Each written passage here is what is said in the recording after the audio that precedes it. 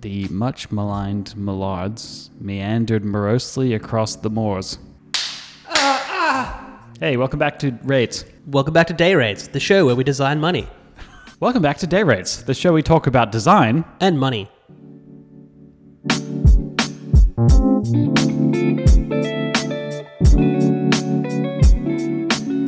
How have you been, Miles? Yeah, I'm doing good, you know. Life's good. Saw my son on a scan. Oh, how'd that go? It was good. He's doing stuff. Get out. The first time I went for a scan, he was all rolling around and like hiding when he shouldn't have. And then this time, same thing. Anytime they were lining up a shot, he'd move at the last minute. Dude, So he's a prankster, studio gangster. Or he's camera shy. Or he's camera shy, exactly. I'm not ready. I was meant to have a holiday for 3 days, but ended up getting cut a little short, so I ended up working yesterday, and I did 2 storyboards in 1 day, which is a lot. 2 storyboards? Yes. One was quite minimal, though. One was like for a, very small dentist animation, and the other one was for a bit of a longer project. So, also, I got to address that I have a mug, so I'll just put that up there. Scrap it, pack it up. What about you, man? How you doing? I'm good. I'm a little tired. I went out taking photos last night. Oh. You know the new library up the road? Oh, yeah. I wanted to try and take some photos of that, nighttime photos on film, which I haven't done before. And it went okay, I guess. Although I had to wait till really late, so there was no cars, lights going through it or whatever, light trails. But I think it went okay, but I'm not going to know until I got the film back. Yeah, fair enough. But must be hard getting the light right. Yeah, because you got to meter it and stuff, but I don't have a light meter. You have to use an app on your phone, but they're kind of sketchy to use at nighttime. I was fucking out until midnight or something doing this shit, and everyone was so sus. People walking past, it's the fuck? Because it looks like the camera on this little tripod looks like a fucking gun or some shit. Yeah, it's definitely there's a somewhat dodgy area too, so people think you're up to some shit. I was just worried someone was going to fucking steal it. Oh yeah, as soon as I left my house, I was walking down there past the church, and I was like, "Is this a good idea? I don't know if I should be doing this around this area." And this guy walks past without a shirt, and his girlfriend said something like, "I think he got stabbed," or something like that. This guy had no shirt on. I'm like, "Fuck! Do I turn around now?" I don't know. Well, you got the shot. I got the shot. And I feel like Merrickville would be good for late night shooting because it's got a lot of orangey warm lights around where you're like, why didn't they light this better? But probably good for photography, not good for safety. You're damn right. So, should we kick things off with our family fun design corner? Okay, anyway, back to it. So today we're looking at Misha Opliv, or Mishmadoodles. Congratulations on making it into the design corner. Design corner is a huge honor, so very, very talented. Yeah, he does kind of concept illustrations, it looks like, but he's really good with light, I think. This one looks like hella Disney or something. Yeah, a lot of kind of Disney stuff, but great colors. Yeah, really interesting compositions. Very moody stuff. Yeah, I assume it's digital painting, so I think he must be using Photoshop or something. Yeah. But they look really good. I mean, it looks like he might be using some sort of 3D software just for reference or something, maybe? Yeah, there's got to be something going on there. It's kind of fun, fantasy-ish subject matter. A little bit comic book-y style. Yeah. Yeah, it's very cool. This is definitely you too. You love this shit. Yeah, I do like that. I like the idea of doing something complex, but I never do it myself, so it's just nice to look at. I wouldn't know where to start with this shit. You do a person, I mean, I'd probably vector it up and it'd be 3 colors and then it's there you go.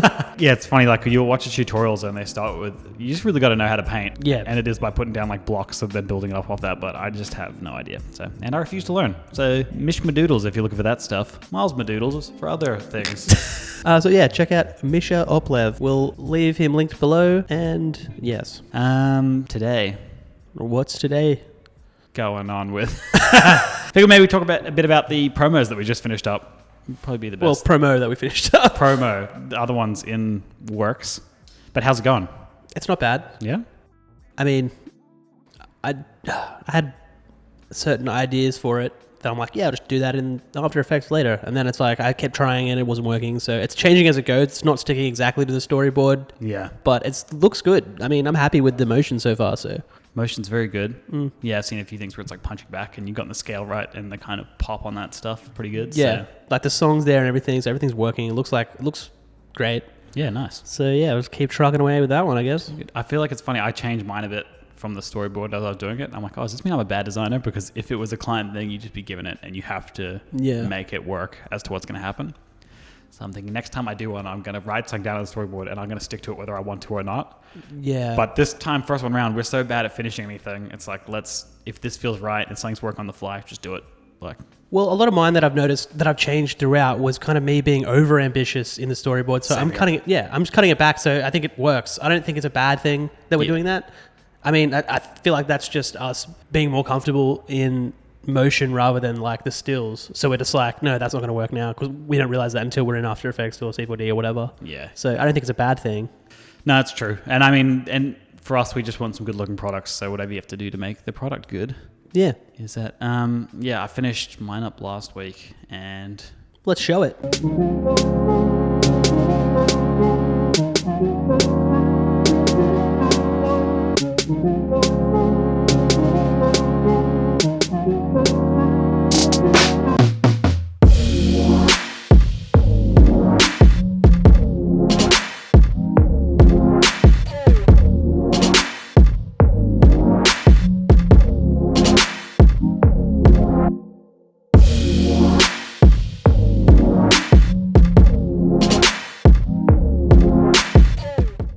Yeah, I don't know. So I finished that one up.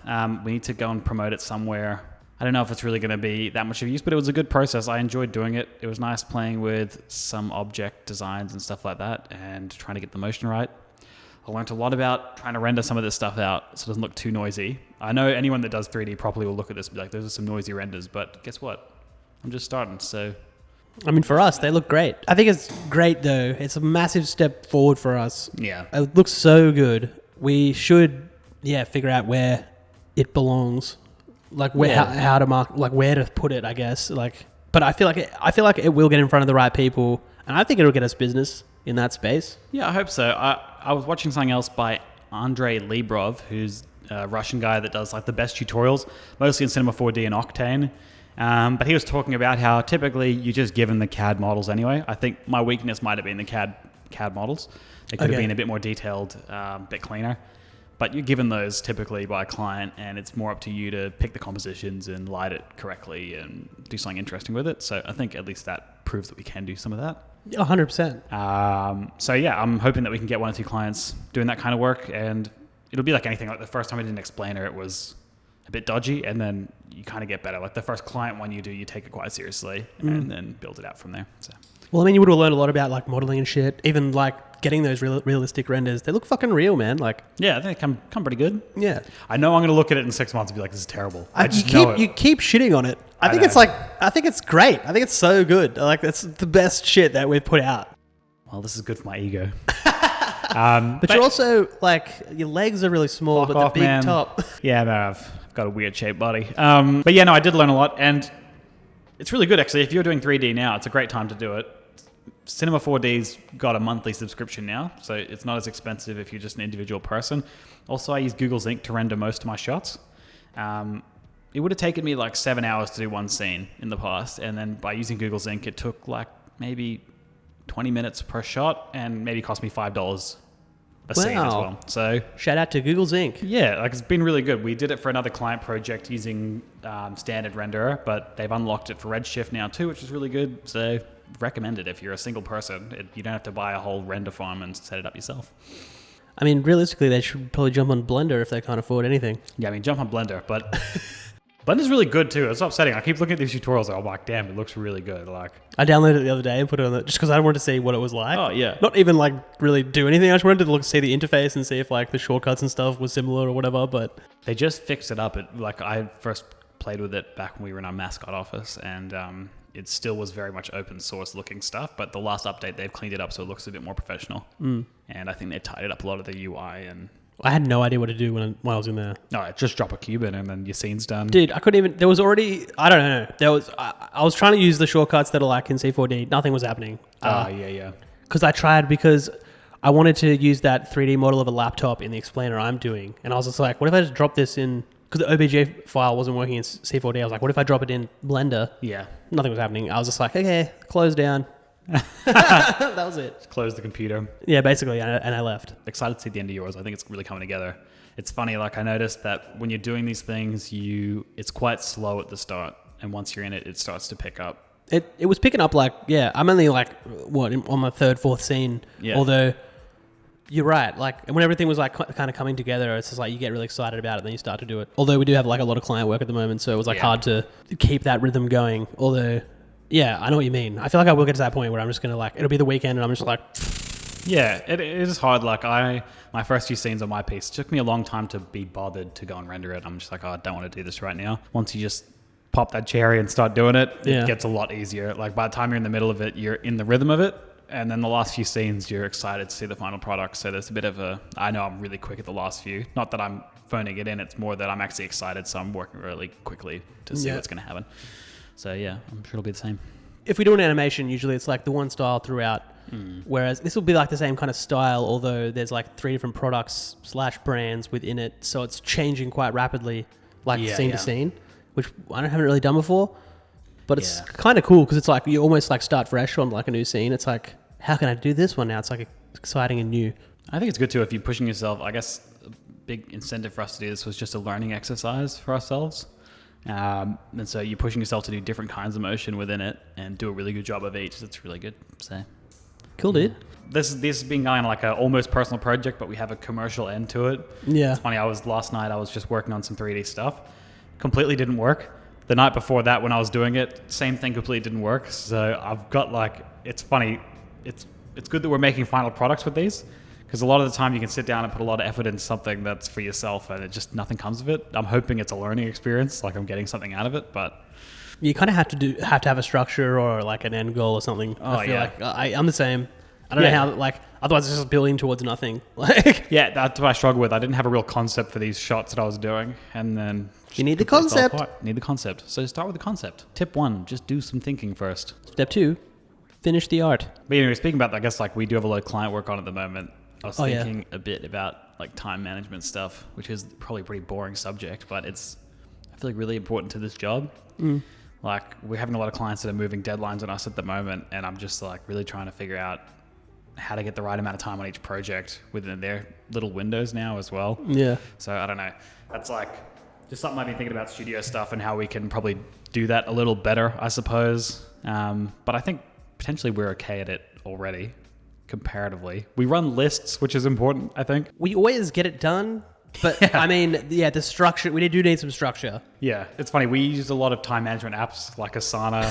Yeah. And what was the other one? We used Rike at one point. It was like Note. Trello.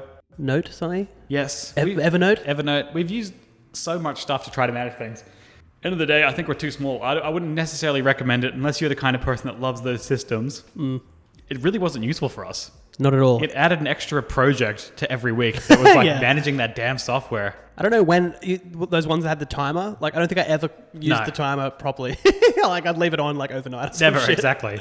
And I guess like that would be really good if you're working on like a long website build and you need to track the time for the client to see. Yeah. I see the benefit there, but goddamn it, that'll be a shocker too. Like, I would hate to schedule projects in a way that they see the time we put on stuff. Yeah. I feel like they'd think I'm lying all the time. Do you know what I mean? I feel like that it's like, yeah, you said you did an hour here. I'm like, I did. I swear to God, I did it. Like, you sure? Yeah, they weren't there. Like, I don't know. We've recently we moved away from it because there's only the 2 of us now, and it's been a lot easier if we have some discussion at the start of the week about who's going to do what, and then after that, we both run a kind of daily list using just the Google add-in at the moment.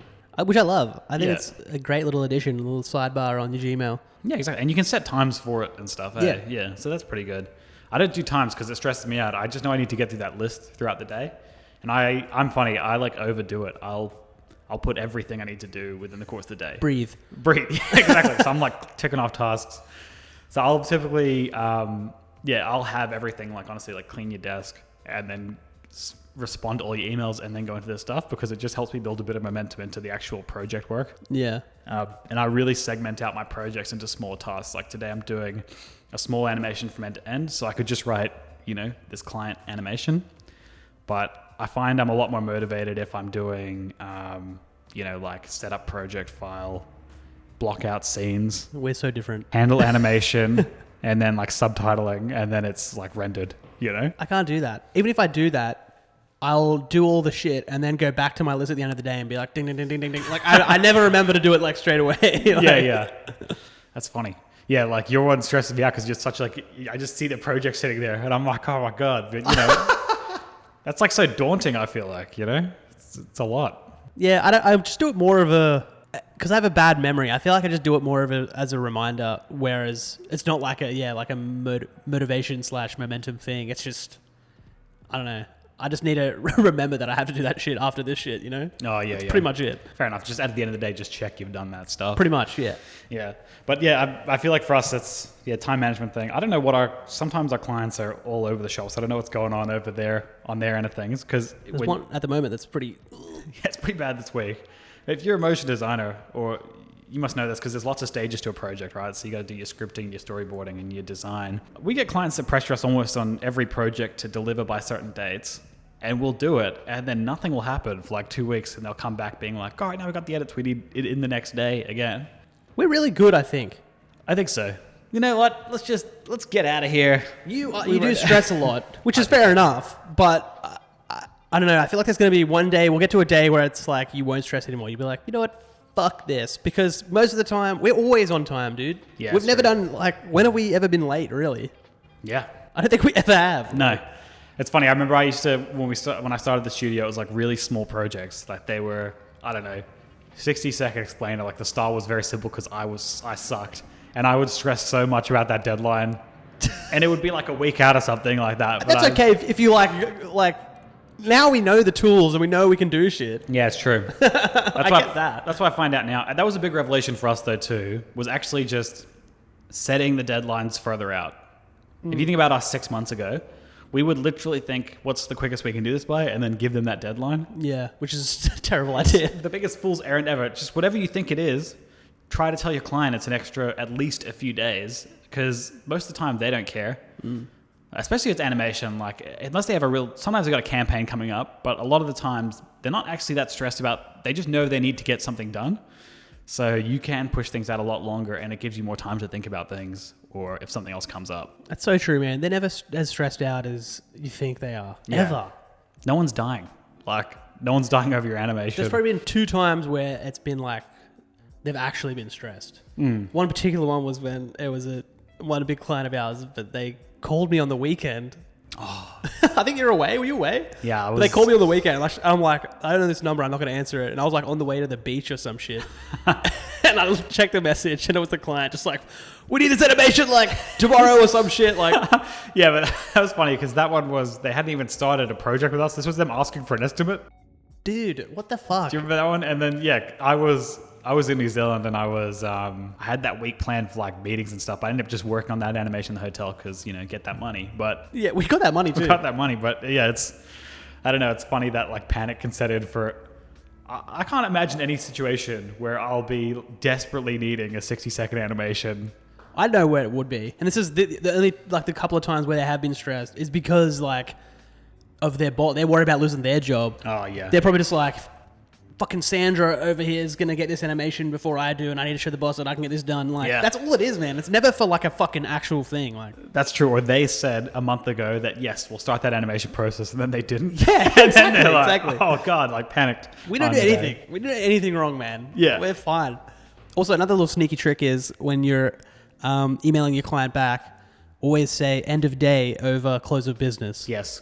Give yourself that distance between COB and EOD. That could give you another 3 extra hours that you so desperately need. Yeah, my day never ends. It's like midnight on the dot. Is my end of day. Yeah, I always thought about that because back in the day, I did have some projects that I would have to work. Like, I'd be there till midnight because I fucked something up in the render or whatever it is. So yeah, having a little buffer is always good. It definitely is because they don't know when you finish, man.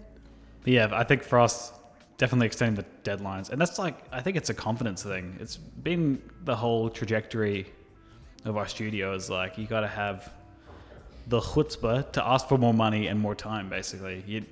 No one's going to give it to you if you don't ask for it. That's true. I always just thought, the projects will get bigger and everything. And, some clients are great. Sometimes a client will come in and they'll be like, we only have a month to do this. Like, we know that's really tight turnaround. What do we need to pay you? And then I'm like, this is the best. Dude, just some jewels. Yeah, exactly. Some rubies, doubloons, ducats, florins. Florins. But yeah, so when you get one of those clients, cling on to them. But with the average client that comes to the door, you have to push a little bit and, ask for what you think you need, Yeah, because like we back then, we would rush it and we'd never ask for money and stuff like that because we didn't have the portfolio to back it up. Whereas now I feel that's why it's easier now to do that, because it's safer, because we have the proof basically that we can do the job. So, but I also have seen people where, I don't know, a lot of, like, when we were looking for some freelancers, and like a lot of people sent me their reels and all that shit and their day rates, and like some of them you'd see like pretty shitty work. Yeah. And they like, still the day rate was like our day rate. Yeah, I'm like, we got to up our day rate. And like they don't, like, I don't know. It's this industry, I feel like. Yeah, it's hard because it's so new, and I think there is, if you're really good at it, you'll be like have consistent work, because it is hard to get really good talent. I think people that are good get snapped up by either an in-house team or a studio or something like that. That's very true. Yeah, it's quite hard. Some people are guns out there, and then hopefully their day rate reflects it. It's funny though, because I've had some people that they're really, really good, and their day rate doesn't reflect that. It's like too cheap for what it is. Wow. And I should tell them that as someone that respects their work, but also I'm the studio owner, so I'll take that day rate if that's what you're going to charge. Like, I'll do it. Yeah, and I don't know. Who's right? I mean, I always just trusted your judgment, because obviously you run the business. You've had it for years. You watch all these like fucking videos on business and all this sort of shit. So like, I feel like you do have an idea. Whereas I got no idea. I don't know, because I didn't do animation before I started here, so I didn't really know what to charge at all. Yeah. And like, even when I was seeing some of these people's day rates, I was like, I could be a millionaire. Yeah, exactly. Yeah, it's funny. I think what changed my perspective a bit was seeing what videographers' day rates were. If we hire someone for video, it'll be like $1,500 for the day. Yeah, right. Obviously, they might have to get there, and travel might be included in their cost. Also, they have quite expensive gear, I suppose. True. But if you really take animation seriously, you should be investing in your gear too. You should be buying the software you need to do it. So there's no reason that your day rate shouldn't be quite large as well. $1,500 probably is a bit of a stretch for a lot of people, unless you're coming in as a like top tier creative person. But yeah, I think, don't put it too low, don't go in with like $300 a day or something if you're professional. I know you might think, I only need to earn this much per year, and you might have in your mind, I should need 75 grand, but you're not going to get hired for every single day. So bump your day rate up a bit. You have a skill and you should be compensated for it, basically. I watched a thing by The Future, which I feel like I reference every episode. But who are they, Miles?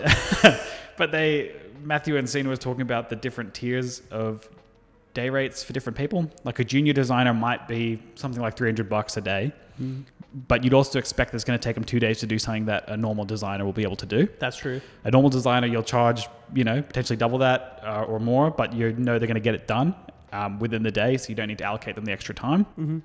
And then the third type is like, maybe you're charging $1,500, but not only are you going to do your work, you're also going to help other team members with theirs. You're kind of coming in as a bit of art director. And also if there's a technical issue, you might be able to solve that. So if something's not rendering, you have enough skill and knowledge at that point to figure out what the issue is. True. And clear that through. And I can see that, because if we had someone that we could call on that no matter what stuff we threw at them, technically they'd be able to figure that stuff out, that would be well worth it, I think, especially moving into 3D and other stuff like that. Yeah, I guess. And we know a few people that, if we were really in trouble, we know a few people that we could call that would do it. Okay, that makes sense. It's funny, like we bootstrap stuff a fair bit though, like we'll still just churn it out within the two of us. I'll just like openly Google some shit in front of someone. How do I fix this? Yeah. Pretending like I know, but no idea. This is how you do it. You Google it, right? That's always solved it for me. Just whatever question you have, Google the specific thing, and there is an answer typically. There's always this one dude somewhere who's just like freaking out, who are like in some blog somewhere, in some what are they called, forum somewhere, that's like having this issue, and it's like there's a deadline. He's just like, fuck, I really need to know how to do this shit. I can't imagine ever having that much time management. I can't imagine being in such a deadline and going onto a forum and asking a question. I'd be like, who's going to get back to me? I don't have 24 hours to solve this. Like, dude, and you always see like 3 days later, someone's like, oh, this is how you do it. And, it's just like, and then they'll reply and be like, it's too late. So I tried. This is what I ended up doing. Yeah, I just did a flash animation. And then yeah, that's so funny. I always notice in the Adobe forums there's one old guy. Oh, I think I know exactly what you're talking about. He's got like a slightly bigger dude with a grey mustache. And his answers are always pretty savage. Like, they'll be like, oh, I need this thing. And he's like, you idiot, you haven't put this in your preferences. Or he'll just be like, this has already been answered, and just link onto something else. But It's not like a gentle hold your hand to solve your issue. Yeah. But I guess he's just on forums the whole time. Like, that's his whole deal. Well, fuck. Thank God for this guy. I think that was the guy that had the issue with like exporting a H.264 codec as a MOV file. That was the guy who was just like, they don't do it anymore, you dick. Like, I don't even know if he works for Adobe or anything. He's just lurking. Some like pro Yelper or some shit. Yeah, he does seem like a pro Yelper, eh? Because I feel like if you spend that much time on forums answering questions, you can't be... I want to see his reel. What does he do with the software himself? Dude, I reckon he's like a gun animator or something like that, but no design eye. Yes, he just knows the gear. Yeah. Hey, if you're watching this... Answer my forum post. Your forum post was lousy. It's the show where we talk about design and money, and this is the first episode where we actually talked about money. Yeah, exactly. Yeah, we actually mentioned day rates once, which is pretty crazy. Yeah.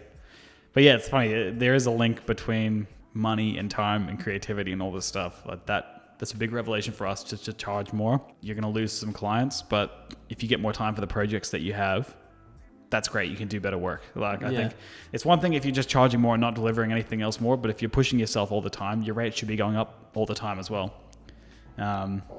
Which has been something for us. And I feel like right now we've kind of plateaued a little bit with what we're asking for rates wise. Mm-hmm. And that's been the incentive for us to probably do these 2 promos, put some better work out there, get a better reel, find new clients as well, and then up the rates. Yeah, I see a spike coming soon. Yeah, I think so. Yeah, and I mean, it's, you don't want to lose your older clients. You can still do stuff at whatever rate you've been doing, but if you want to make that next tier of work, then you need to charge for it and have the time to deliver it. Yeah. Because I was talking to Ben Marriott about what it's like freelancing $1, and he said that it's really great because they give you lots of time to work on things. And okay, that's like cool. It's not such a crunch. You actually get to take time and iterate things, and that's how you make the best work, is to actually have that time to do things. True. That is very true. I feel like for us, that's where we get jammed up, is if we do a lower price, we'll end up having to do first idea, best idea. Mm-hmm. And who knows what else we could have made if we'd actually spent several days doing the style samples rather than just like, I got a day to do this, so I'll do a few quick options. We've never really had it, eh? I don't think we've ever really had the time to... I feel like there's so much potential there. Yeah, and I feel like we might get clients... Some clients are really good money-wise, which is great, but they also match you with quite tight deadlines. Yeah. So you're getting paid to stress, basically. So because they want to come to us and know that we'll manage the project and we'll hit the deadlines that we set, which we are really good at doing. But the next step will be to have someone that's coming to us they want something really elaborate and they don't mind having a bit more time to get that done. So that's what we need to go hunt for now, I think. That's ones you want. Yeah. But that's easier said than done. I've got an idea for a new promo, which I've written a script for, which is kind of about, I want to do something minimal. I always over-design everything. Like I always over-design everything. And I'm just trying to do something that's simple, uses some 3D, and does kind of an explainer video, but like big concept stuff, and shows that we can use that style and make it look really kind of high quality and high production value. That's a good idea. Because I want to go to a client and say, now we charge $20,000 for what we used to charge $10,000, and they might say, what am I getting as a difference? And I need to show them this is what we're going to start doing now. Yeah. But if I don't have anything to show them, then I'll be like, oh, just because. Trust me. Yeah. I just want more money, so gimme. It's going to be fucking dope. Yeah, it's going to be lit. And then you just fucking bounce out of that. But yeah, that's the kind of goal, I reckon. If we do a few of these good kind of pieces for ourselves, that'll help us jack the rates up and get ourselves more time to do better projects as well. Cool, dude. Well, I want to see this script you've been working on. No, I can't show you the script. It's just too it's so hard writing something big concept, because I want it to feel big concept, so I can, without sounding like cheesy. It's going to sound pretentious, so I'm just not going to show you until I'll show you the stills, and then I'll show you. Or like the finished piece. Yeah. You'd be like, I hate the script. I'll be like, fuck. Yeah, because it's kind of like there's a piece that Slack did that was really good, and the animation was beautiful. But my God, that script, like you can tell that it just went through 3 marketing teams, and they ended up with something that was like, it said nothing. Biblical. Yeah. Exactly. But like Giant Ant did it, I think, and it was like a beautiful piece. Like they must have been really happy with it, but you just know they got handed something that was, I don't know. It was like, and then you keep pushing. But what if you continued to push, and then more people pushed, and then everyone was pushing? What about the latest like Webflow ones as well? Yeah, same thing. Welcome to the age of no code. That was an amazing piece. Very good piece. But yeah, you're right. What the hell was Yeah, it's way too deep. Like, I was like, wanted to cry or something. Yeah. But it was true. It was like because it was quite long too. It was like 2 minutes long. Yeah. And I remember you were saying, you were like doing some bit at your desk. You're like, and then you don't have to code. But then imagine you weren't coding. And it was like the whole piece. It kept linking back to like design without code. It's like he could have said it in one sentence. Right, dude? But that wouldn't have given enough time for like cool. Dude, it was outrageous. Like, let's show it. It was great. Yeah, it was really top notch. In fact, there's been a real burst of really high quality, like ultra complex explainer things. There was that unmotivated one that was, it was on Motionographer. It had like the word title. It was on the left. Oh, yeah. Uninspired. Uninspired, that was it. And that was Vucko, and I think he worked with other people or whatever it was. I don't know if they're a studio or a guy. So it's like a Peter Vucko. Is it his studio? Yeah, maybe that's it. I don't know. But yeah, that was like a combination of people, and that was like beautiful. The School of Motion did a promo recently too. That was fucking really good. Which was really top notch as well. So yeah, there's been a lot of that stuff where it's like really complex After Effects heavy stuff. Bit of C4D here and there. Looks really good. So that's what we want to get at. That's what we're trying to do, right? I mean, that School of Motion one was fucking so good, dude. Yeah, it was Love really that good. one. But yeah, I remember listening to a thing. It was the guy from Ordinary Folk. I think it's Jorge, I want to say. But yeah, he was talking about how long one of the scenes takes in one of their pieces. And he was talking about a Webflow piece, the first one they did. Yeah. And he said that it was only like a 5-second bit, but he said that took like 2 weeks or something. And so you have to have a good team of people to actually do the scenes. And you can see it when you look at their pieces. There is so much depth in it that you think Heaps complex. Yeah, you can't just look at it and be like, I'll do that within a day. You really need to have a full week on one scene or something. But we're never gonna get that. Also, feel like if we got that now, though, we would just we'd have it, but I don't know if we'd keep building on it properly. Like, I think what we're building right now is the skill to actually add depth to things. Yeah, I don't know what's the process there? Yeah, I think that's just something that's like probably more and more experience, so the more we do. Yeah, because, I don't know. I know like some steps that would be involved, but it's like, what order do you do that in? Does someone else handle this thing? Or like, I don't really know. Yeah, thinking out loud, I feel like it's got to be you block out your motion. Yeah. You set your or core. like, even before that, it's like, you fully have to know what's going to happen? Like, Yeah, so like you'd probably block it with a circle or whatever so you know what the composition is going to be in motion. Yeah. And then you start working on your key elements and then external elements and then you like color grade and light and effect over the top. True. Got to be something like that. You would think so. Yeah. But I mean, I guess people might have a different way of doing it as well. Yeah, that's the problem. Once you're getting stuff that's like those Webflow pieces where they're so complex, they've got to be a lot of... Especially because it's messing with the depth the whole time. Or you'll snap between... You've got to... It's just got to be scene by scene. There's got to be problem solving individually, each one. The problem I have is I think not thinking about it too deep before I jump in, because I'll do this whole thing and then be like, this will be dope. But I'm like, oh, I should have parented all that other shit to this thing. And then you got to like go back and like... like if you just do that at the start, like... Yeah. That's one of my issues, I think. Well, I was watching a Ben Merritt tutorial and he was just doing a little animation, but he really did just a basic block out of what's going to happen first. So in the timeline, even if something was just snapping into the place, then you can kind of get a sense for the scene. Okay, that's smart. I think that's a step that we kind of miss sometimes because we do a lot of similar work that we know what we're going to do. And so it's really easy to just go, I'm going to just actually start detailing from the start and do it to the end. This is very relevant to the thing I'm working on now. So I think I'm going to take this advice and just snap a rectangle in, or even just the still of what your thing's going to be. Yeah. All right. Well, get to work. All right. Yes, Miles. Right away, Miles. We just want to thank Mitch Madoodles. What else? Do we do anything else normally? Any news about anything apart from the baby? Because we just discussed that. Shh. It's not enough news for you? Not really. That's crazy because he's going to replace your job when he gets here. Dude, I got to up my game, man. He won't be able to support his head, but he'll be supporting me with that animation income. Yeah, we got a busy fucking day today. / a few days. But this is what success looks like. Very tired. Just really tired. Yeah, success is tired. Success has bags under the eyes. Success works on the weekends, but not like super creatively satisfied all the time. It's just messy. Unless we're just doing it wrong. I don't know. Like and subscribe. Tell us how we can do better in the comments. But yeah, so thanks for tuning in to another episode of Day Rates. Yeah, please subscribe. We're at 15, so that's great. And we'll see you next week. Wait, we normally do a phrase. So we'll just end with our normal phrase. Get it while it's hot. Shuffle papers.